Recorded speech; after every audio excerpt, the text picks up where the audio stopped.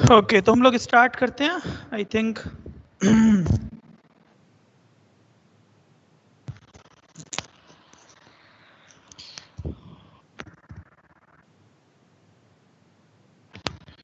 Hello. Okay, आवाज आ रही बेटा? स्क्रीन विजिबल है? हाँ ओके यस। रिकॉर्डिंग ऑन कर देते हैं, ठीक है। सो कल आप लोगों को एक लिंक शेयर किया था मैंने, that was about conversion of ER diagram to.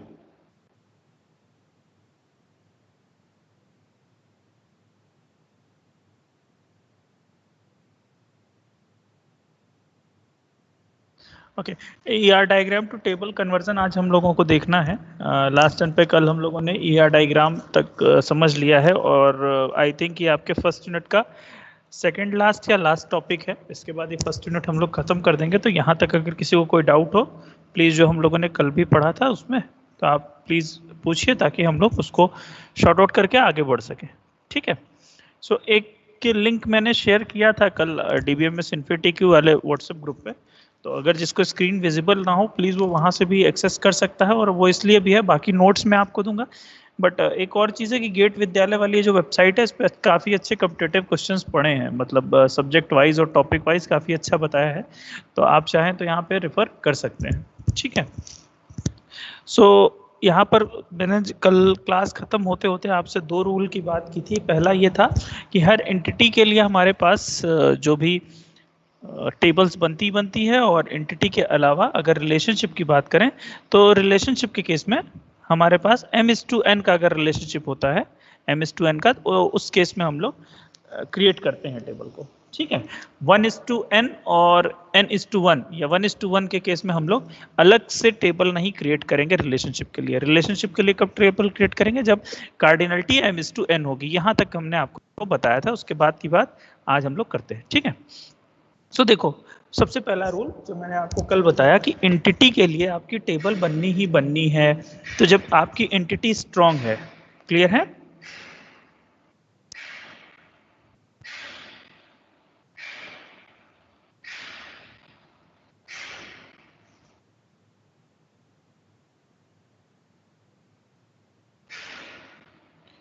Okay, तो आपकी टेबल यहाँ पर क्रिएट होनी है। तो उस केस में हम लोग क्या देख रहे हैं? देखो बेटा, उस केस में हम लोग देख रहे हैं कि मान लीजिए आपकी एंटिटी है और उसके लिए आपको टेबल बनानी है, तो उसके पास, उस केस में आपके पास कुछ एट्रीब्यूट्स होंगे ना। क्या हम लोग कितने आ गए हैं? 19, 9, 8, 17। क्या ये बैकग्राउंड में शोर आ रहा है आप लोग को ज्यादा? Hello, hello. व्हाट्सएप पे बच्चे बता रहे हैं पीछे से आवाज आ रही है थोड़ा। ओके, चलो अब ऑल सेट, हम लोग स्टार्ट करते हैं। सो एंटिटी के केस में, जैसा कि हमने कल आपको बताया था और पहले भी बहुत बार ये बात हुई, कि एंटिटी के केस में जो एंटिटीज होती हैं उसको हम लोग टेबल बना देते हैं, और उसके अलावा जो कॉलम्स होते हैं उनको हम लोग उसके सॉरी, जो एट्रीब्यूट होते हैं उसको हम लोग कॉलम क्रिएट कर देते हैं। तो उस केस पे बात अपने दिमाग से सोचो कि अगर सिंपल उसके अंदर 3 या 4 एट्रीब्यूट है, तो उसको तो आपने सिंपली कॉलम क्रिएट कर दिया। बट अगर वहां पर, ध्यान से समझना इस बात को, अगर वहां पर मल्टीपल, मतलब कंपोजिट टाइप का एट्रीब्यूट रहा, जैसे ये नेम और एड्रेस, देखो कंपोजिट टाइप का एट्रीब्यूट है, तो उस केस में आप कॉलम को क्या करते हैं? उस केस में आप कॉलम को अलग अलग बनाते हैं। देखो जैसे अभी याद करो, हम लोगों ने एक टेबल अपनी बनाई भी थी एम्प्लॉय वाली, जिस पे हम लोग प्रैक्टिकल कर रहे हैं। तो वहां पे एक फर्स्ट नेम है और एक लास्ट नेम है। क्लियर है बात? तो देखो, फर्स्ट नेम और लास्ट नेम मिलकर नेम को बनाते हैं, बट हमें क्या करना पड़ता है? जिन एट्रीब्यूट से वो पर्टिकुलर एट्रीब्यूट कंपोज हो रहा है, जिन एट्रीब्यूट से वो पर्टिकुलर एट्रीब्यूट कंपोज हो रहा है, उसका हम लोग क्या करते हैं? यहाँ पर उसका अलग अलग कॉलम हैं। मतलब नेम जो हुआ है वो कंपोज हुआ है एफ नेम और एल नेम से, तो क्या करेंगे? एफ नेम का एक कॉलम बनाएंगे और एल नेम का एक कॉलम बनाएंगे। इसी तरह एड्रेस के केस में सिर्फ एक कॉलम नहीं बनेगा, एड्रेस का क्या क्या बनेगा? सिटी बनेगा, स्ट्रीट बनेगा और हाउस नंबर। तो मेरे ख्याल से इसमें समझने जैसा कोई इतना टफ चीज नहीं है। बस इतनी सी बात है कि एंटिटी के लिए हम लोग, स्ट्रॉन्ग एंटिटी के लिए हम लोग क्या कर रहे हैं बेटा? स्ट्रॉन्ग एंटिटी के लिए हम लोग टेबल बना रहे हैं उसी के नाम की, और उसके कॉलम क्या होंगे? जितने भी उसके एट्रीब्यूट हैं वो उसके कॉलम होंगे। अगर कोई पर्टिकुलर एट्रीब्यूट कंपोजिट होगा तो उसके जो भी उसके कंपोजिट वाले एट्रीब्यूट्स हैं उसको हम लोग एज अ कॉलम ट्रीट करेंगे, मतलब केवल नेम ना रख के उसको क्या बताएंगे, एफ नेम और एल नेम। यहाँ तक बात समझने में कोई डाउट हो तो बताइए, अदरवाइज आगे चलें। सो हमने कहा इस पर्टिकुलर एंटिटी के लिए देखो क्या टेबल बनेगी, इसमें बनेगी स्टूडेंट जिसका प्राइमरी की हम लोगों ने डिसाइड किया है रोल नंबर को, क्योंकि ईआर डायग्राम में इसके नीचे अंडरलाइन था, ये पता नहीं मैंने शायद बताया या नहीं बताया आपको कि ईआर डायग्राम में जिसके भी जिस एट्रीब्यूट के नीचे हम लोग अंडरलाइन करते हैं उसको हम लोग प्राइमरी की बोलते हैं, ठीक है। आइए साहब, ये बात हो गई, तो रोल नंबर हो गया, फर्स्ट नेम हो गया, लास्ट नेम हो गया, सिटी हो गया, देखो स्ट्रीट हो गया और हाउस नंबर हो गया, तो ये पर्टिकुलर एक बन गया, ठीक।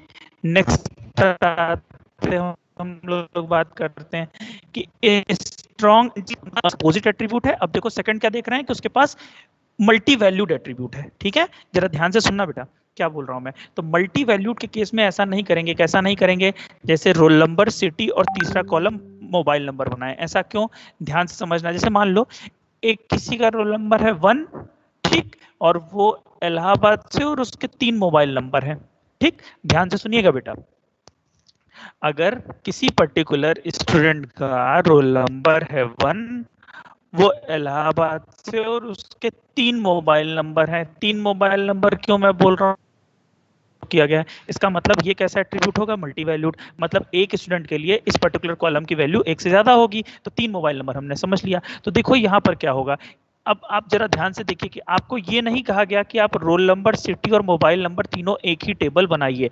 आप क्या करेंगे, एक बनाएंगे रोल नंबर और सिटी की, ध्यान से देखो, मतलब रोल नंबर सिटी का मतलब कि मल्टी वैल्यूड एट्रीब्यूट को छोड़ के जितने भी बाकी एट्रीब्यूट हैं उनके लिए एक टेबल बनेगी और मल्टी वैल्यूड के लिए अलग बनेगी। तो यहाँ पे जो एंट्री आएगी रोल नंबर और मोबाइल वाली टेबल आपको इसमें क्या आएगी, रोल नंबर 1 उसका मोबाइल एक उसका रोल मोबाइल नंबर दूसरा वाला, और रोल नंबर 3 और उसका मोबाइल नंबर तीसरा वाला। मेरी बात समझा आपने, मैं क्या कह रहा हूं आपसे कि कंपोजिट के केस में आपने क्या किया, सारे के सारे कॉलम को अलग अलग क्रिएट किया। मल्टी वैल्यूड के केस में क्या करेंगे, मल्टी वैल्यूड के केस में, हेलो नाटक ही होते रहते हैं, हेलो आवाज आ रही है, अब ऑडिबल है बेटा,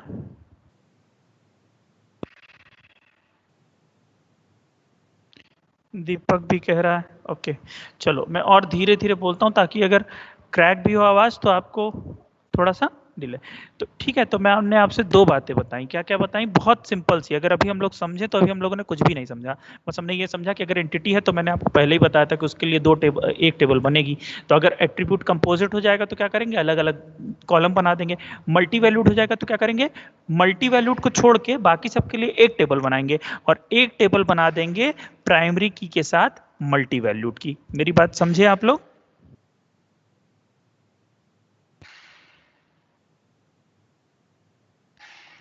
ज्यादा क्रैक है, मनीष कह रहा ज्यादा क्रैक हो रही है आवाज, हेलो, ठीक है, सही है अदिति ने कहा। तो फिर इसका मतलब है कि क्लाइंट एंड पे प्रॉब्लम है, ठीक, ओके। सो मैंने जो 2 बातें कही आप देखिए, इसमें हम लोगों ने कुछ नहीं समझा, हमने बस इतना समझा कि एंटिटी के लिए टेबल बनी रही थी स्ट्रांग वाले के केस में, ठीक। तो स्ट्रांग में अगर कंपोजिट आ जाएगा तो सबके लिए अलग अलग कॉलम बनेगा, और अगर तुम्हारा मल्टी वैल्यूड आ जाएगा तो मल्टी वैल्यूड के लिए एक अलग टेबल बनेगी और बाकी सबके लिए पूरी एक अलग टेबल बनेगी, ठीक है, ओके। नाउ अब देखो रिलेशनशिप की बात आई बेटा, तो रिलेशनशिप के केस में मैंने आपसे पहले ही कहा, क्या कहा मैंने आपसे कि जब 1:1 होगा या 1:many होगा या many:1 होगा, उस केस में रिलेशनशिप के लिए टेबल नहीं बनती है। बट किस केस में बनती है, जब रिलेशनशिप many:many होता है। मेरे इस बात को कहने का मतलब आप लोग समझिएगा, मैं जो कह रहा हूं, मैं क्या कह रहा हूं, मैं कह रहा हूं जैसे एम्प्लॉय वर्क्स इन डिपार्टमेंट, ये तुम्हारा एक क्या है, ये तुम्हारा एक ईआर डायग्राम बना हुआ है जिसमें एक एंटिटी एम्प्लॉय इंटरेक्ट कर रही है, एक एंटिटी सेट एम्प्लॉय इंटरेक्ट कर रहा है डिपार्टमेंट एंटिटी सेट से, ठीक। थोड़ी देर के लिए समझ लेते हैं कि ये मैनी टू मैनी है। अब अगर जब ये मैनी टू मैनी है तब एक टेबल बनेगी एम्प्लॉय के लिए, एक टेबल बनेगी डिपार्टमेंट के लिए और एक टेबल बनेगी वर्क्स इन के लिए, ध्यान से समझो। लेकिन अगर ये केस होता कि ये एम्प्लॉय और डिपार्टमेंट का रिलेशन क्या होता है, 1:many, इसके पीछे का लॉजिक है, बट अभी मैं चाह रहा हूं कि आप रूल के साथ क्लियर रहें। लॉजिक क्या है वो हम आपको किसी दिन भी एक दिन क्लास में बता देंगे। एम्प्लॉय 1:many है अगर मान लो, तो उस केस में क्या होगा, एक टेबल एम्प्लॉय की बनेगी, एक टेबल डिपार्टमेंट की बनेगी, वर्क्स इन की कोई भी टेबल नहीं बनेगी। मेरी बात समझ गए आप? या अगर ये रिलेशन ऐसा हो कि एम्प्लॉय many:1 है, तो एक टेबल एम्प्लॉय की बनेगी, एक टेबल डिपार्टमेंट की बनेगी, बट वर्क्स इन की कोई टेबल नहीं बनेगी। डन? अच्छा, अब यहाँ के केस में अगर हम लोग बात करें, ये जो रिलेशन है अगर आपको याद हो तो हम लोगों ने कहा था कि बहुत सारे एम्प्लॉय बहुत सारे डिपार्टमेंट में काम करते हैं, शायद ये था। चलो इसको भी रहने देते हैं जब, और ये क्योंकि बस सिंपल इसने आपको बता दिया है कि एग्जांपल है, बट यहाँ पे अगर हम देख के समझ पा रहे हैं तो many:many है। ठीक, अब देखो चार तरह के रिलेशनशिप आपको बताए हैं, many:many, 1:many, many:1 और 1:1। तो इस चारों केसों में क्या करना है आपको, ये जरा सा समझने की कोशिश करिएगा। व्हेन द रिलेशनशिप, बेटा बहुत ध्यान से देखना, कंफ्यूज होने का कुछ नहीं है, एकदम 2 + 2 = 4 वाली कहानी है। ठीक, बहुत इजी है। अगर रिलेशनशिप many:many है तो मैंने कहा एक टेबल किसकी बन जाएगी, इनकी, इसमें कॉलम क्या बनेंगे, इनके जो एट्रीब्यूट होंगे वो कॉलम बन गए। देखो पहली टेबल ये बन गई। ठीक, A1 A2 पहली टेबल बन गई। नेक्स्ट टेबल मैंने आपसे क्या कहा है, नेक्स्ट टेबल बनेगी दूसरे एंटिटी की जिसमें उसके एट्रीब्यूट होंगे, तो B और B1 बन गई। डन। तीसरी टेबल many:many के केस में किसकी बनती है, रिलेशन की बनती है R की। ठीक, जहां पर क्या होगा, जहां पर इसका प्राइमरी की और इसका प्राइमरी की रखा जाएगा। इसके साथ ही अगर R का अपना कोई एट्रीब्यूट है, जैसे याद करें आप लोग, ER डायग्राम मैं आपको दिखाऊं, ये देखिए कहाँ गया ER डायग्राम जो कल हम लोग पढ़ रहे थे। देखिए ये जैसे ER डायग्राम है, बेटा बहुत ध्यान से देखिएगा। यहाँ पे जल्दी बताओ कौन सा है many:many जिसके लिए हम टेबल बनाएंगे, ऐसा कौन सा रिलेशनशिप है, जल्दी से देख के बताइए, रिप्लाई करिए बेटा।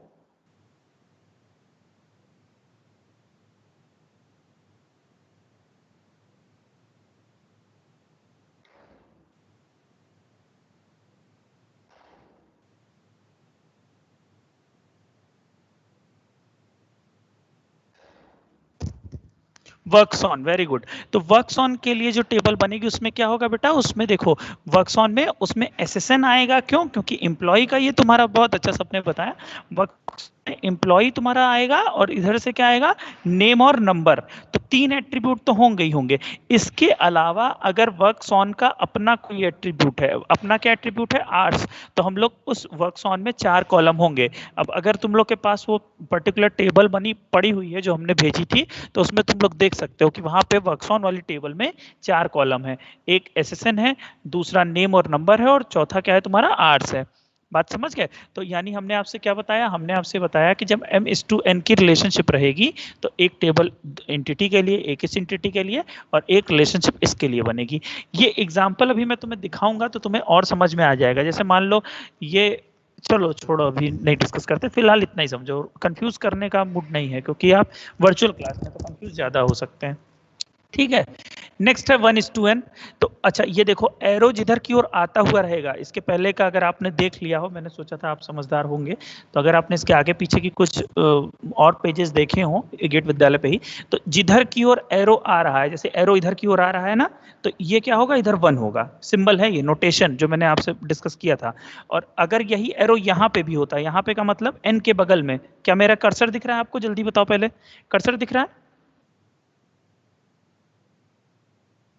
Okay, very good. सो अगर ये जो कर्सर जैसे यहाँ पे है ना, एक ही साइड है, और यहाँ आर्क पे यहाँ की साइड है, तो एरो का मुंह किधर की ओर है, एक ही ओर, तो जिधर की ओर मुंह रहेगा उधर की ओर 1 है। तो 1:n अगर रिलेशनशिप है, तो मैंने आपसे क्या कहा बेटा, ध्यान से समझना, बहुत ज्यादा आसान है कि 1 के एक तो इसके लिए बना दो, किसके लिए, एक बना दी तुमने A1 A2, और A उसमें क्या हो गया, प्राइमरी की, ये पहली टेबल बन गई। दूसरी तुम क्या करोगे, दूसरी देखो जो B टेबल बनाओगे वो आप बनाएंगे B1 और B2, B1 और B2 तो आपने बना दी। मैं कह रहा हूं रिलेशनशिप के लिए टेबल नहीं बनेगी, जब रिलेशनशिप के लिए टेबल नहीं बनती है तो उस केस में हम लोग क्या करते हैं, जिधर की साइड n है, ध्यान से सुनो, जिधर की साइड n है उधर की साइड दूसरे वाले की प्राइमरी की को उठा के रख देते हैं। मैंने क्या बोला, जिधर की साइड n है, जिधर की साइड n है उधर की साइड आप क्या करोगे, प्राइमरी की, मतलब इधर समझो ऐसे n लिखा है, इधर 1 लिखा है, तो पढ़ना किधर भारी है, b की साइड ज्यादा वेटेज है। दिमाग में हम लोग एक बना लेते हैं कि अगर मान लो ये आर जैसे एक तराजू हो गया, 1 की साइड हल्का हो गया, आर की साइड एन की साइड भारी हो गया, तो एन की साइड ज्यादा वेट हो गया, तो इधर का प्राइमरी की उठा के किधर रखना पड़ेगा, बी की साइड रखना पड़ेगा। ठीक है, क्योंकि बी ज्यादा भारी है। अपने दिमाग में आप कुछ भी बना लीजिए ताकि आप इजिली समझ पाइए। तो बस अब क्या करना है, जब भी इस तरह का हमें दिख रहा है, हम बता रहे हैं, देखिए एक टेबल ए के लिए बनेगी, एक टेबल बी के लिए बनेगी, 1:n है तो आर के लिए नहीं बनेगी। इस केस में ए का जो की है वो उठ के कहाँ चला जाएगा, बी में, तो वो किस तरह से काम करेगा, फॉरेन की तरह से, इसलिए हमें फॉरेन की ऐड करना पड़ता है। मेरी बात आप समझ गए होंगे। तो बी वाली टेबल में जब A1 के कॉलम को रख देंगे तो फॉरेन की कहाँ बनेगी, बी टेबल में बनेगी। तो देखो जो दूसरा रिलेशन बनता है वो क्या बनेगा, बी बनेगा, जिसमें A1 है, B1 है और B2 है। कोई बोल रहा है, जरा मैं देखूं कौन बोल रहा है, म्यूट करो बेटा। अभिज्ञान, ओके, यहाँ तक समझने में कोई डाउट? आई थिंक अगर हो तो आप बता दें, अदरवाइज हम लोग आगे चलें। नेक्स्ट अगर बात करें सेम इसी तरह, अगर m/1 है तो उस केस में क्या होगा बेटा, 1 की केस में बने, मतलब इधर के लिए b के लिए बनेगा, a के लिए बनेगा। फिर से देखो एरो का मुंह किधर की ओर है, एरो का मुंह b की ओर है, मतलब यहाँ पर है आपका 1, यहाँ पर है आपका m, और हमने क्या समझा, एक टेबल a के लिए बना दिया, एक b के लिए बना दिया। लेकिन कौन वाला किधर जाएगा कैसे डिसाइड करेंगे, m इधर है, इधर भारी है, तो b1 उठ के इधर आ जाएगा। ये बन गई एक टेबल। वन एंटिटी की साइड मल्टी वैल्यूड हो तो कैसे टेबल, कैसे सर, अगर बात नहीं समझ में आई जुम्मा, क्या कह रहे हो, अगर 1 की साइड, 1 एंटिटी की साइड मल्टी वैल्यूड है, मल्टी वैल्यूड है तो बी के लिए टेबल बनेगा है ना, मल्टी वैल्यूड है, जैसे मान लो अगर B2 तुम्हारा मल्टी वैल्यूड होता तो उस केस में क्या करते, मल्टी वैल्यूड के लिए एक टेबल अलग से बनाते, बाकी जितने एट्रीब्यूट है उनके लिए टेबल अलग से बनाते, और A1 को दोनों टेबल में हमें रखना पड़ता। ठीक है, मेरी बात आपको समझ में आई होगी। B2 जैसे मान लें अगर मल्टी वैल्यूड है और यहाँ पे और ढेर सारे कॉलम है तो क्या करेंगे, B1 के केस में हम लोग, हाँ ठीक, ओके,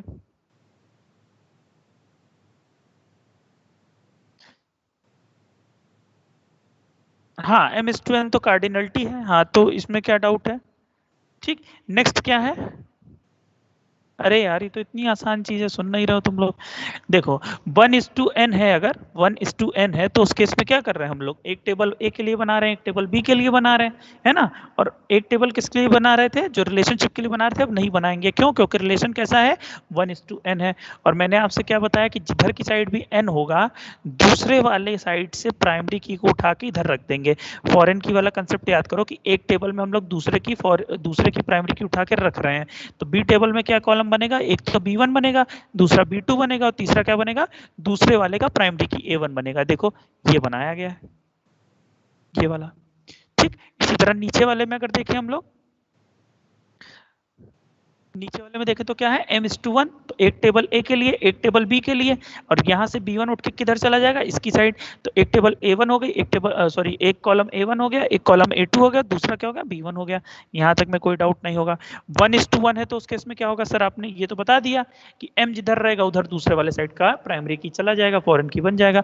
बट अगर 1:1 है तो उस केस में हम लोग क्या करते हैं, उस केस में हम लोग की अपनी मर्जी है, हमारी अपनी मर्जी है कि हम चाहे तो A1 को इधर भेज दें, चाहे तो B1 को इधर भेज दें। देखो बिल्कुल वही बात लिखी है ना, वे 1 और वे 2, यहाँ पे अगर आप देख पा रहे हो जिसको मैंने हाईलाइट किया है कि दोनों साइड पे देखो 1 1 है, इधर भी 1 है और इधर भी 1 है। तो उस केस में हम क्या कह रहे हैं कि एक टेबल ए के लिए बनेगी, एक टेबल बी के लिए बनेगी, रिलेशनशिप के लिए टेबल नहीं बनेगी। बट दोनों जुड़ेंगे कैसे, जब तक दोनों के बीच में फॉरेन की नहीं आएगी तब तक दोनों टेबल जुड़ ही नहीं सकते। तो या तो B1 को उठा के इधर भेज दीजिए या तो A1 को उठा के इधर भेज दीजिए, तो दोनों तरीके से हम लोग यहाँ पर काम कर सकते हैं। आई थिंक यहाँ तक किसी को कोई डाउट नहीं होगा। ठीक है, ये सारे वही रूल लिखे हुए हैं, आप इनको चाहे तो पढ़ लेंगे, इसको फिर से बताने की जरूरत नहीं है, ज़्यादा आसान बात में मैंने आपको इजी लैंग्वेज में समझा दी है बात। क्लियर है? अब आते हैं हम लोग पार्टिसिपेशन के ऊपर, है। तो जैसे दो तरह का पार्टिसिपेशन हम लोगों ने देखा था, एक टोटल पार्टिसिपेशन और एक पार्शियल पार्टिसिपेशन। ठीक, तो अगर 1:n है और n की साइड तुम्हारा क्या है, टोटल पार्टिसिपेशन है। ठीक, n की साइड क्या है आपका, टोटल पार्टिसिपेशन है। तो उस केस में भी हम लोग क्या करते हैं, एक टेबल a के लिए बनाते हैं, एक टेबल b के लिए बनाते हैं। और अब ऑब्वियस सी बात है कि जिधर की साइड टोटल है, जिधर की साइड टोटल है उस साइड उठा के हम लोग a1 को रखेंगे। ध्यान से सुनिएगा, a1 उठा के किस साइड रखेंगे, जिस साइड आपका टोटल है, जिस साइड आपका टोटल है उस साइड उठा के हम लोग a1 को रखेंगे। ठीक है, यहाँ तक किसी को आई थिंक कोई डाउट होना नहीं चाहिए। और एक ऐसा रिलेशन है, if there is a key constraint from both the side of any entity set with total participation, then that binary relationship is represented using only single table. अगर दोनों साइड तुम्हारा टोटल हो गया तो क्या करेंगे, दोनों को जोड़ के, क्योंकि एक एंटिटी दूसरे से इन्वॉल्व हो रही है तो केवल और केवल एक टेबल बनेगी, एक टेबल बनेगी तीनों के लिए। क्या बनेगी, देखो जरा सा, बट जो रिलेशनशिप है वो कैसा होना चाहिए, 1:1 का। यहाँ पर क्या है, 1:1 का अगर रिलेशनशिप होगा तो क्या होगा, A R B, A1 A2 B1 और B2 सबको जोड़ के हमने एक यहाँ पर टेबल क्रिएट कर ली। ठीक है, इतने तुमको उसमें नहीं पड़ेगा ज्यादा डिटेल में, ये वाला केस बहुत कम देखने को मिलेगा तुम्हें। जो मिलेगा many:1 और 1:many या many का ही मिलेगा। टोटल पार्टिसिपेशन के केस में भी 1:1 मिले, बहुत मुश्किल ही है, बट चलो मिलेगा तो हमें कंडीशन पता है। नेक्स्ट ये बात मैंने आपको ऑलरेडी बताई हुई है और ये आप अभी देखेंगे तो और ज्यादा समझ में आ जाएगा। याद करो जब भी मैंने बताया था बी क्या कैसा शो हो रहा है, वीक एंटिटी, और ये कैसा है, स्ट्रॉन्ग एंटिटी। तो मैंने आपको ये बात बताई थी बेटा, क्या बताई थी, कि वीक एंटिटी के केस में, वीक एंटिटी के केस में ध्यान से सुनो, वीक एंटिटी के केस में हमें क्या करना पड़ता है। अच्छा, ये इसकी पार्शियल की होती है, ये मैंने, मुझे ध्यान नहीं आ रहा कि मैंने आपको याद कराया था कि नहीं। मतलब वीक एंटिटी के केस में हम लोग क्या करते हैं, वीक एंटिटी के केस में हमारे पास कोई भी ऐसा एट्रीब्यूट नहीं होता है जो यूनिकली आइडेंटिफाई कर सके, बट एक जैसे कहते हैं ना कि थोड़ा सा कमजोर टाइप का एक की मिलता है, तो उसको हम लोग क्या बोलते हैं, पार्शियल की। जैसे डिपेंडेंट वाली टेबल में नेम था, तो नेम उसका पार्शियल की है, मतलब थोड़ी बहुत तो मदद कर सकता है वो एट्रीब्यूट वीक एंटिटी में किसी को यूनिकली आइडेंटिफाई करने के लिए। ठीक, मैं क्या बात कह रहा हूँ कि जो वीक एंटिटी है उसमें से कोई भी ऐसा एट्रीब्यूट नहीं मिल रहा था जो यूनिकली आइडेंटिफाई कर सके, लेकिन अगर एक आध ऐसा थोड़ा बहुत एट्रीब्यूट होता है जो थोड़ा बहुत आइडेंटिफाई कर पाता है तो उसको हम लोग पार्शियल की बोलते हैं। ध्यान से सुनना, वैसे कोई मतलब नहीं है इस बात का, बट आप समझिए, तो उसको हम लोग बोलते हैं पार्शियल की। मैंने आपसे बताया था कि जो वीक एंटिटी में आपको कुछ भी ढूंढना होता है तो आपको किसकी हेल्प लेनी पड़ती है, ओनर की के, ओनर एंटिटी के की हेल्प आपको लेनी पड़ती है। तो एक आपने किसके लिए बनाया, एक आपने A1 बना दिया, A1 A2 बना दिया, ए टेबल बना दी A1 A2, और सेकंड आपने क्या बनाई बेटा, वीक एंटिटी के लिए टेबल बनाओगे तो क्या करना पड़ेगा, ये तो कुछ देखना नहीं, इधर वैसे टोटल भी है, बट हमको एक बात पता है, क्या पता है कि टोटल के केस में या वीक एंटिटी के केस में हमें क्या करना पड़ता है, बी के साथ हमें इसकी प्राइमरी की को उठा के रखना पड़ता है। तो देखो यहाँ पे जो दूसरा रिलेशनशिप बना है, सॉरी टेबल बना है, वो क्या है, जैसे BR नाम से हमने बना दिया है, वैसे बी ही समझो, तो उसमें क्या है, B1 B2 तो होगा ही होगा, इसके साथ A1 भी होगा, तो A1 हो गया, B1 हो गया और B2 हो गया। यहाँ तक किसी को समझने में कोई डाउट हो तो प्लीज बताइए, क्योंकि ये कन्वर्जन के रूल थे। ठीक है, अगर आप चाहें तो एक बार हम लोग रिवाइज कर लें, अदरवाइज इसके बाद ही इसमें बहुत अच्छी एक्सरसाइज दी है, इसीलिए स्पेशली मैंने लिंक आपसे शेयर किया था। फिर आप लोग ही सॉल्व करके अपने दिमाग से बताएंगे, नहीं आएगा तो नीचे आंसर भी है। पार्शियल की का एग्जांपल कोई बताएं, देखो क्या शेयर किया है इन्होंने, gate CSE 2018 many:1 E1 E2 E1 E2 totally are greater than the cardinality of which one of the following is true about R1। इसका पहले ER डायग्राम बनाओ बेटा, जिसने भी शेयर किया है पहले इसका ER डायग्राम बनाओ, और आप देखेंगे कि आप इस रूल से पार्शियल की का कोई एग्जांपल मैं अभी आपको ये दिखा रहा हूँ। जैसे पार्शियल की यहाँ के केस में नेम है, ठीक है, इसका ER डायग्राम बनाइए जुम्मा, और उसके बाद आप बिल्कुल डिसाइड कर पाएंगे कि कितने टेबल होंगे, एग्जैक्टली आप बता देंगे। ठीक, जैसे कि आपका जो वीक एंटिटी सेट है वो क्या है बेटा, डिपेंडेंट है ना, और डिपेंडेंट के बाद यहाँ पर देखिए ये क्या है, ये पार्शियल की है, नेम। क्यों नेम पार्शियल की है, जैसे बाकी की चीज देखें हम लोग, सेक्स हो गया या बर्थ डेट हो गया, रिलेशनशिप, तो इस नेम की हेल्प से हम लोग थोड़ा बहुत उस टेबल में सर्च कर सकते हैं, मतलब नेम से हम लोग आइडेंटिफाई कर पाएंगे। इस टेबल में ढूंढने लायक, मतलब टपल को आइडेंटिफाई करने के लिए जो चारों में से सबसे बेहतर एट्रीब्यूट है वो कौन सा है, नेम। बट ये यूनिकली आइडेंटिफाई नहीं कर पाएगा, इसलिए नेम को हम लोग क्या लेते हैं, नेम को हम लोग लेते हैं एज अ पार्शियल एट्रीब्यूट। या अदिति जैसे अगर हम लोगों ने समझा था होटल रूम और होटल का नेम, तो होटल का रूम उस केस में पार्शियल की था, होटल के नेम के साथ जब वो एसोसिएट होता है तब आप यूनिकली आइडेंटिफाई कर पाएंगे। या थर्ड एग्जांपल है, जैसे आपने बोला था ब्रांच और सेक्शन, जो हम लोगों ने उस दिन एग्जांपल समझा था, तो ब्रांच और सेक्शन में क्या हो सकता है, ब्रांच और सेक्शन मिलके यूनिकली आइडेंटिफाई कर पा रहे थे, बट सेक्शन का जो नेम था, जैसे ए बी की जो मैं बात कर रहा था कि हर में ए बी सेक्शन है, तो नेम जो है आपके सेक्शन का वो आपका क्या था, पार्शियल की था। सर ऊपर वाला डाउट बताइए, पिक से ऊपर है। अच्छा सर, अगर एंटिटी A1 और A2 है और रिलेशनशिप R है, तो दोनों एंटिटी टोटल पार्टिसिपेशन कर रहे हैं और 1:n है, तो n की साइड जाएगा बेटा, n की साइड। अगर दोनों इक्वल हो गए ना, तो दोनों साइड टोटल है, तो आप क्या करोगे, एक A1 के लिए बनाओगे, एक A2 के लिए बनाओगे, और अगर A2 की साइड n है तो A1 का प्राइमरी की उठा के आप किस में रखोगे, A2 में रखोगे। क्लियर है? आई थिंक बता दिया है हमने। ठीक, तो यहां तक किसी को और कोई डाउट हो तो प्लीज आप लोग पूछ सकते हैं, क्वेश्चन आप लोग पुट करें तो आंसर हम लोग करने की कोशिश करेंगे। ठीक है, आइए अब यहाँ पे देखिए प्रैक्टिस क्वेश्चन दिया हुआ है। हर्ष समझ नहीं आया या डाउट नहीं है?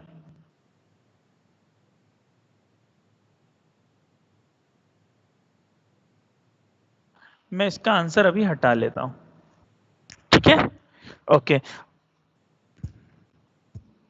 हाँ, टोटल पार्टिसिपेशन दोनों साइड है, तो तुम ये अभी तुम चाहे एक कोई ऐसी टेबल बना के भी देखो, तो उसमें तुमको कोई फर्क नहीं पड़ेगा, टोटल पार्टिसिपेशन दोनों साइड है अगर 1:1 है। बट अगर 1:n है तो हम कोशिश ये करते हैं कि n की साइड में रखें। इसकी डिटेलिंग मैं आपको बता सकता हूँ अभी तुरंत, बट आप कंफ्यूज हो जाएंगे, इसलिए मैं वो बताना नहीं चाह रहा हूँ। बट अगर आप चाहें तो हम ऐसा क्यों कर रहे हैं वो हम लोग डिस्कस कर सकते हैं, ईजी है वो।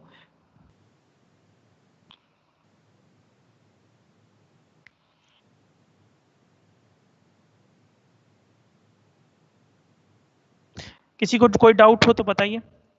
हाँ, अभी के लिए आंसर आप ये समझ सकते हैं कि हम क्या करेंगे, 1 की साइड एक टेबल बन रही है, n की साइड एक टेबल बन रही है, और 1 की साइड का जो प्राइमरी की है उसको उठा के n की साइड रखेंगे, n की ओर आप ट्रांसफर कर देंगे दूसरे वाले के प्राइमरी की को। ठीक है,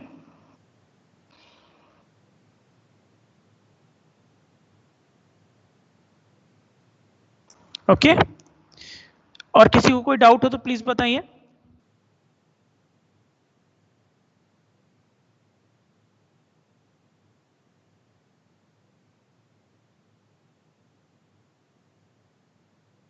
एक्चुअली जो 1:n रखते हैं हम लोग, जिसको ये बात समझ में आएगी अच्छा है, जिसको नहीं समझ में आएगी तो परेशान नहीं होगा। रूल हम लोग डिस्कस कर चुके हैं, बट एक थोड़ा सा एग्जांपल हम लोग देखें कि ऐसा हम लोग क्यों कर रहे हैं, क्यों हम लोग n की साइड रख रहे हैं, क्यों हम लोग 1 की साइड नहीं रख रहे हैं। ठीक है, और जरा सा देखो, ये जैसे कि एग्जाम्पल है 1:1 वाला। ठीक है, अच्छा, वेरी गुड। हाँ, यही मोटो भी था कि आप लोग थोड़ा सा इसको देख लें तो जल्दी हो जाएगा, और अगर आपके दिमाग में कोई डाउट आए तो वो हम लोग उसको शॉर्ट आउट कर सकें। जैसे देखो, मैं आपको एक एग्जांपल दिखाने की कोशिश करता हूँ, दिस इज n:1। ठीक, अब n:1 के केस में मान लो जैसे होता क्या है ना, कि यहाँ की n एंटिटी यहाँ की एक एंटिटी से इन्वॉल्व है, यहाँ की n एंटिटी यहाँ की एक एंटिटी से इन्वॉल्व है, और यहाँ की एक एंटिटी इसके n एंटिटीज से इन्वॉल्व है। मैं बार बार कह रहा हूँ, अगर ये बात समझ में आती है तो भी ठीक है, नहीं आती है तो भी ठीक है, क्योंकि हमें रूल पता चल गया है। ठीक, तो जब तुम टेबल बनाओगे, बेसिकली मेरा मतलब ये था कि अभी हम लोग प्रैक्टिकल वाले सेशन में आते तो मैं वहां पे आपको दिखा सकता कि हमने यहाँ पर क्यों रखा है, बट अभी की बात है तो समझने की कोशिश करेंगे आप कि यहाँ पर n एंटिटीज एक से इन्वॉल्व है और यहाँ पर एक एंटिटी n से इन्वॉल्व है, तो हमें ये समझना है कि हम इधर का प्राइमरी की इधर रखें या इधर का प्राइमरी की इधर रखें। आप अगर अपने दिमाग में टेबल क्रिएट करके देखें तो आप देखेंगे कि अगर आप इधर का यहाँ का जो प्राइमरी की है आप यहाँ रखते हैं तो आपको नल वैल्यूज कम मिलती हैं, बट अगर आप इधर की साइड मतलब डिपार्टमेंट की साइड आपको अगर कर्सर दिख रहा हो, डिपार्टमेंट की साइड अगर एम्प्लॉय का रखेंगे तो आपको क्या करना पड़ेगा, आपकी नल वैल्यूज ज्यादा बढ़ेंगी और यहाँ पर आपको मल्टी वैल्यूड भी एंट्री करनी पड़ेगी। मेरी बात को ध्यान से समझिए, क्योंकि एक डिपार्टमेंट में, शायद जुम्मा ने क्वेश्चन पूछा है तो मैं बता रहा हूँ कि एक डिपार्टमेंट में अगर मल्टीपल एम्प्लॉय आएंगे तो यहाँ पे हमारे पास नल भी ज्यादा मिलेंगे और हमको मल्टीपल एंट्रीज मिलेगी। क्यों? क्योंकि एक डिपार्टमेंट में कई लोग काम करते हैं। और याद करो कि हमने आपसे क्या बताया था कि मल्टीपल एंट्री हमको नहीं रखनी है। मल्टीपल के लिए अभी याद करो तो मल्टीपल वाला जो एट्रीब्यूट था उस केस में हमने उस टेबल को ब्रेक करके मल्टीपल के लिए पूरा अलग से कॉलम बनाया था। तो इस केस में क्या करना पड़ेगा, फिर एक टेबल और बनानी पड़ेगी डिपार्टमेंट के लिए, एक तो उसके बाकी एट्रीब्यूट के साथ और एक टेबल बनानी पड़ेगी डिपार्टमेंट नंबर की एम्प्लॉय आईडी के साथ। क्यों? क्योंकि यहाँ पे E1 E2 दोनों आएंगे, E2 E3 दोनों आएंगे। तो उससे बेहतर क्या है, उससे बेहतर ये है कि डिपार्टमेंट वाली जो एक चीज है उसको उठा के हम लोग किस साइड रख दें, इधर की साइड रख दें, तो हमको इसमें ज्यादा एंट्री नहीं करनी पड़ेगी और हमको नल वैल्यू भी कम मिलेगी। आई थिंक बात, अगर आपको ये वाली बात समझ में आई हो तो प्लीज बताइए, फिर हम लोग आगे चल के क्वेश्चन सॉल्व करें। जल्दी बताइए, यहां तक सबको क्लियर है? किसी को कोई डाउट हो? बहुत कम लोग रिप्लाई करते हैं भाई, आपके सेक्शन में ये प्रॉब्लम है, इसीलिए मैं 3-2 को ज्यादा सही बोलता। काफी कम लोग जैसे इन्वॉल्व ही नहीं है क्लास में।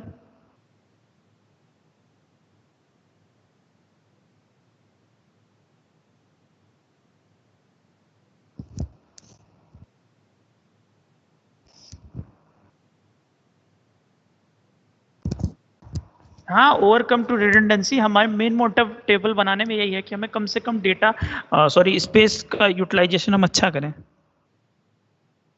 मेघा दोपहर ने कहा कि हम लोग क्वेश्चन सॉल्व करेंगे तो और अच्छे से समझ में आ जाएगा। बिल्कुल सही बात है। अच्छा ठीक, तो आइए जरा सा हम लोग क्वेश्चन सॉल्व कर लें। कहाँ थे क्वेश्चन? यहाँ थे। ये हैं बेटा आपके क्वेश्चन।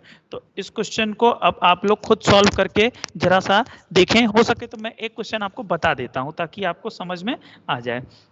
अगर हम लोग इस क्वेश्चन की बात करें तो इस क्वेश्चन में क्या है, देखो आपको बताना है, ऐसा प्रॉब्लम गेट में आता है या कॉम्पिटिटिव एग्जाम में आता है कि यहाँ पर तुम्हारे पास टेबल है M, सॉरी एक एंटिटी है M P और N, और देखो इधर की साइड टोटल है, इधर की साइड 1 है, और ये भी टोटल है और इधर भी 1 है। तो पहले तो एक चीज डिसाइड कर लें क्या, कि हम लोग किसके लिए, जो भी एंटिटीज हैं उसके लिए तो टेबल बनेगी। जिनको इसका समझ में आ रहा है प्लीज एक काम करना यार, अब तुम लोग के पास तो वेबसाइट है ही तो आंसर देख रहे हो, बट थोड़ा सा आंसर छुपा के कोशिश करो कि क्या हम लोग सही सॉल्व कर पा रहे हैं। खुद से गद्दारी नहीं करते हैं, है ना, खुद से कर देंगे तो फिर फायदा नहीं है। तो प्लीज आप लोग कोशिश करें इसका आंसर पता करने की, है ना।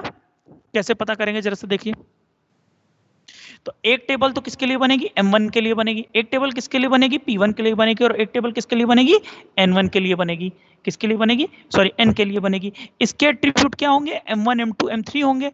इसका एट्रीब्यूट क्या होगा, P1 P2 होगा, और इसका एट्रीब्यूट क्या होगा, N1 होगा N2 होगा। बट इसके साथ ध्यान दीजिए कि ये वीक एंटिटी है, तो N1 N2 होने के साथ साथ यहाँ पे हमें क्या रखना पड़ेगा, हमें इसमें P1 भी रखना पड़ेगा। क्यों? क्योंकि N आपका कैसा एंटिटी है, ये आपका है वीक एंटिटी। क्लियर है बात। और अब बात करें कि क्या रिलेशनशिप के लिए हम लोग क्रिएट करेंगे या नहीं करेंगे। तो कैसे पता करते हैं, हम लोग करते हैं कि ये जो है आपका रिलेशनशिप है वो कैसा है, M है और P है, ठीक। तो N:2 इधर की साइड 1 है, तो आप क्या करेंगे, N:1 के लिए मैंने आपसे कहा कि रिलेशनशिप नहीं बनेगी। तो किसके लिए बनेगी, बनती है रिलेशनशिप मैनी टू मैनी के केस में बनती है, मैनी टू 1 या 1:2 मैनी के केस में नहीं बनती है, ठीक है। तो हम क्या करेंगे, हम करेंगे ये बेटा कि जिधर की साइड मैनी या जिधर की साइड टोटल है उस साइड दूसरे वाले का प्राइमरी की उठा के रख देंगे। तो P1 किस वाली टेबल में आ जाएगा, M के साथ में।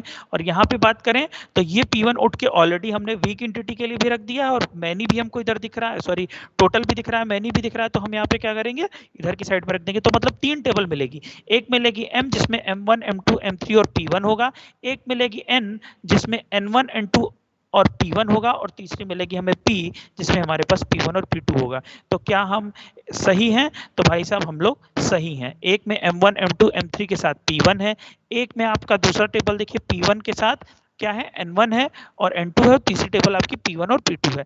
जल्दी से अब इसके नीचे एग्जाम्पल 2 है, आप लोग इसको सॉल्व करने की कोशिश करें। प्लीज सॉल्यूशन नहीं देखेंगे। किसी ने क्वेश्चन पूछा है क्या? हाँ P1 P2, और प्राइमरी की सबके नीचे देखो बताई गई है, A1 अंडरलाइन है, B1 अंडरलाइन है ना। इसमें किसी को डाउट हो तो प्लीज बताइए, अदरवाइज नेक्स्ट वाले का आप लोग सोल्यूशन बताएं। कोई भी अपने ईमान से नहीं खोलेगा, आप लोग सोल्यूशन नहीं देखेंगे, ठीक है। जल्दी बताइए कितने होंगे।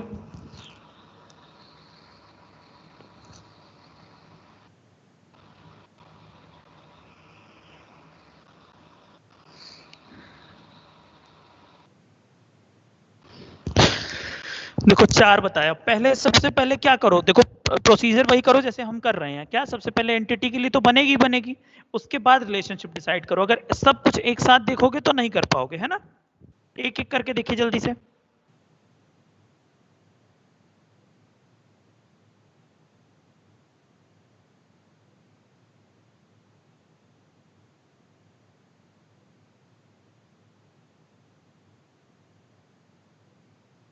आंसर आ नहीं रहे हैं किसी के।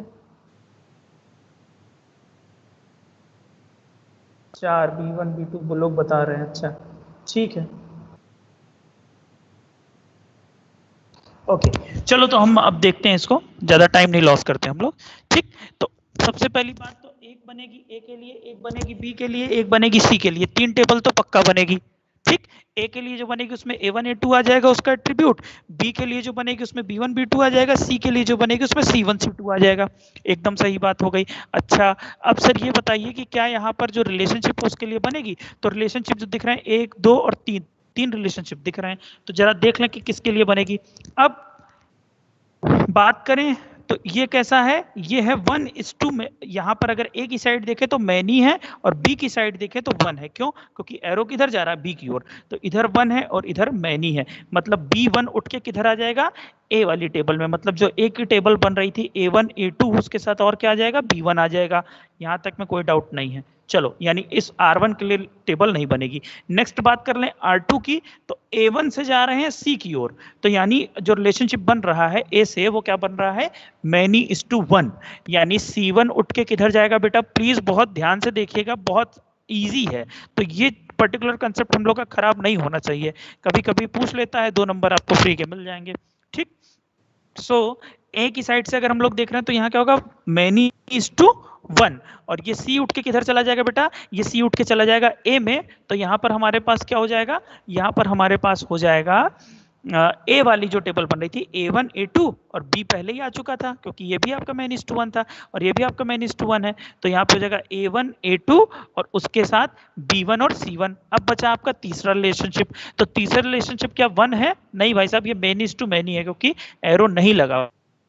R3 के लिए टेबल बनेगी जिसमें क्या करेंगे, जिस भी एंटिटी से ये इन्वॉल्व है उसकी दोनों प्राइमरी की हम लोग यहाँ पर पुट कर देंगे। तो क्या हो जाएगा हमारा, R1 टेबल का हो जाएगा B1 B और C1। तो कुल मिला के हमारे पास 4 टेबल होगी, एक A1 होगी, B1 होगी, C होगी और R होगी। आइए जरा सा एग्जाम हम लोग आंसर देखें, बिल्कुल सही आंसर है हम लोग का।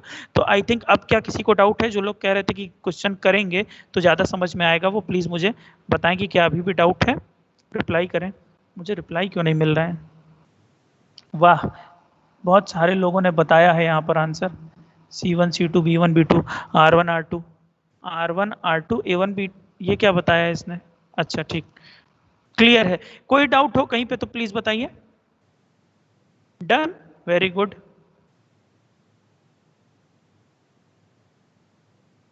Very good very good. So हम लोग लगभग फर्स्ट यूनिट कर चुके हैं। एक छोटा सा टॉपिक है, कोशिश थी कि इस हफ्ते खत्म करने की, लेकिन क्वेश्चन ज्यादा और 50 मिनट तो हो नहीं पाया हम लोग का। चलो नेक्स्ट हम लोग खत्म करेंगे। अब एक थोड़ा सा प्रैक्टिकल हम लोग देखेंगे। यहाँ तक किसी का मुझे लगता नहीं कि कोई डाउट है। पूरी यूनिट में अगर आपका कोई भी डाउट हो तो आप क्वेश्चन यहाँ पर रख सकते हैं। ठीक, ओके। अब मैं जो करने वाला हूँ थोड़ा सा प्रैक्टिकल की हम लोग बात कर लें, और इसमें मैं आज आपको जो बताने वाला हूं वो थोड़ा सा ये बताऊंगा कि अगर आपके पास टेबल गिवन है और उसमें आपको फॉरेन की और क्रिएट करना है, क्या फॉरेन की और प्राइमरी की, तो उसकी क्या कमांड होती है वो मैं आपको बताने वाला हूं। वैसे तो आप लोग खुद से इतना सर्च कर सकते हैं, बट फिर भी अभी हम लोग धीरे धीरे चल रहे हैं तो थोड़ा इसको आप लोग करें। देखिए क्या है फॉरेन की और उसकी कमांड क्या है। जैसे मान लो अभी तुम लोग सारे लोग टेबल बना चुके हो, है ना, तो टेबल क्रिएट हो गई है। तो अगर मैं अभी के केस में अपनी टेबल्स ड्रॉप कर दूं, DROP, और टेबल का नेम है टेबल और पर्सन्स, अभी मैं कोई भी टेबल लेके नहीं चल रहा हूँ, लेट अस सपोज ये है मेरे पास, और मैंने इसको कर दिया ड्रॉप।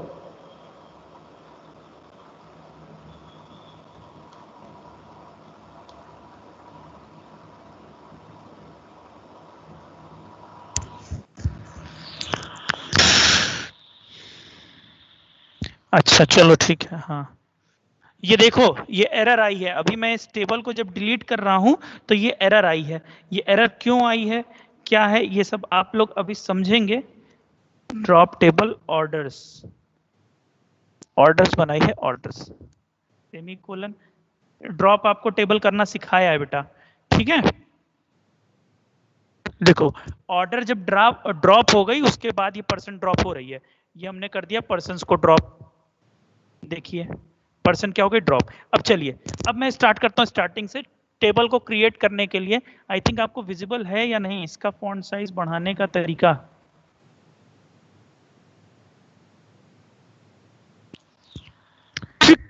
अब आपको ज्यादा विजिबल होगा, क्लियर होगा, ठीक है। देखिए, तो यहाँ पर मैंने आपको जैसे बताया था टेबल को क्रिएट करने का तरीका क्या था, ID integer, last name varchar, first name varchar, age integer, इतनी बातें थी। तो इसको हम रन कर रहे हैं, इसको मैं रन करता हूं और मैंने ये टेबल बना दी। ऐसे ही टेबल आपने बनाई है जिसमें आपने कुछ भी प्राइमरी की नहीं बनाया है, ठीक। बट अब हम सीख चुके हैं कि प्राइमरी की क्या होती है।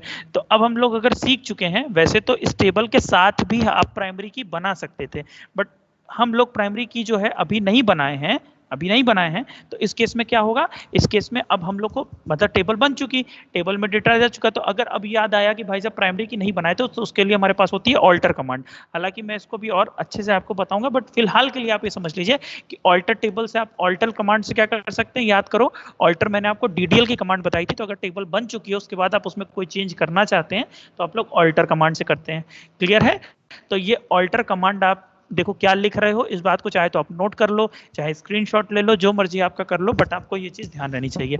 ऑल्टर, ये नहीं चलेगी, ये चलेगी, ठीक है, ये वाली ऑल्टर टेबल पर्सन्स, टेबल का नेम, ऐड प्राइमरी की और ब्रैकेट में आपने आईडी लिख दिया। और इसको जब आप रन करेंगे बेटा ध्यान से देखो क्या लिखा है, ऑल्टर करना है टेबल को, कौन सी टेबल को, पर्सन्स को, और ऐड कर रहे हो किसको, प्राइमरी की। किसको बना रहे हो, आईडी कॉलम को। इस आईडी कॉलम को आप पर्सन टेबल का प्राइमरी की बना रहे हैं। जरा सा रन करें तो देखिए यहाँ पे जब आपने इसको रन किया तो टेबल ऑल्टर्ड हो गई। और अगर अब आप यहाँ पे, मैं आपसे कहूंगा कि प्लीज आप लोग कॉपी पेन पे इसको नोट करते चलें, नहीं बाद में भूलेंगे तो अच्छी बात है नहीं, बहुत इनिशियल बातें हैं ये सब, पर्सन्स, है ना। और अगर आप इसको रन करेंगे तो आप देखेंगे कि स्केलेटन में आपको शो करेगा कि भाई साहब हम लोग जो है, जो अभी क्रिएट किए हैं उसमें आपकी प्राइमरी की बन गई है। देखिए प्राइमरी की 1 यहाँ पे लिखा है, मतलब एक कॉलम को आपने एज अ प्राइमरी की ट्रीट किया है। डन। अब देखो मैं बना रहा हूँ दूसरी टेबल, आपको इस बारे में बता चुका हूँ, ऑर्डर और पर्सन वाली टेबल जो हम लोग ने देखी थी जिसमें वो फॉरेन की तरह काम कर रहा था, उसकी बात कर रहे हैं, ठीक। तो अब दूसरी टेबल मैंने बना दी ऑर्डर, क्योंकि हम सारी टेबल बना चुके हैं। वैसे तो हम क्रिएट टेबल में भी ये कमांड लिख सकते थे, बट हम क्योंकि टेबल क्रिएट कर चुके हैं इसलिए मैं आपको ऑल्टर कमांड के बारे में बता रहा हूँ। आप ये मत समझिएगा कि ऐसा नहीं हो सकता कि टेबल के क्रिएशन के टाइम हम ये चीज ना कर पाए, हम बिल्कुल ये चीज कर पाएंगे, ठीक। तो अब आप अगर यहाँ पर रन करोगे तो देखो ऑर्डर टेबल बन जाएगी, बिल्कुल उसी तरह से लिखा है, क्रिएट टेबल ऑर्डर्स, ओआईडी ले लिया है एक इंटीजर, उसमें प्राइमरी की बना दी। देखिए इस बार मैंने जो है प्राइमरी की टेबल के क्रिएशन के टाइम ही बना दी है, बात समझ रहे हो। देखो यहाँ पर हमने क्या लिख दिया है, प्राइमरी की, ठीक है, प्राइमरी की लिख दिया है पहले ही। और इस वाले केस में क्या किया था, ऐड प्राइमरी की।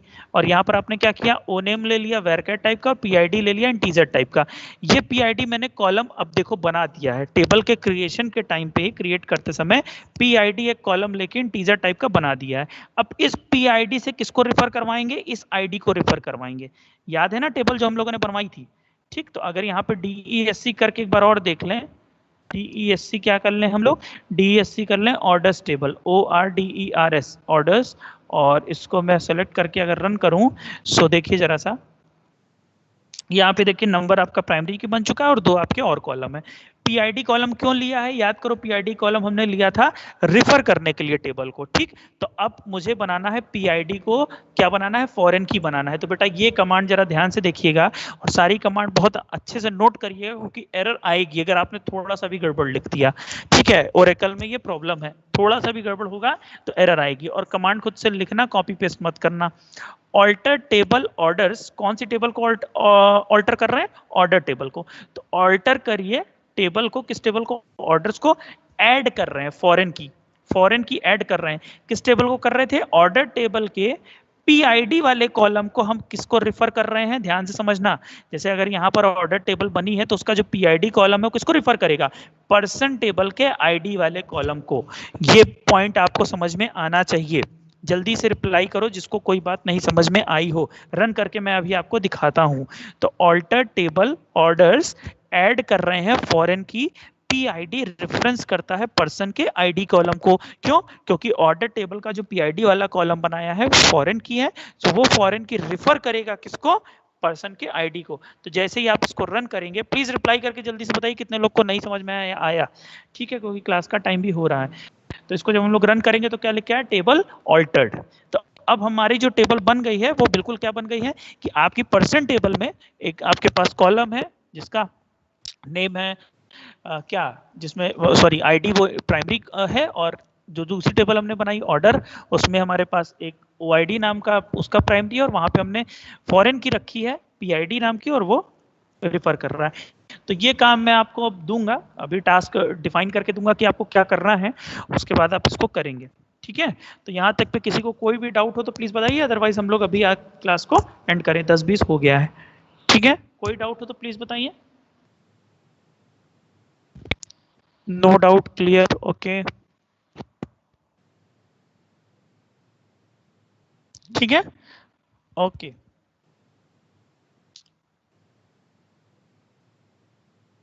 Then thank you class, thank you so much.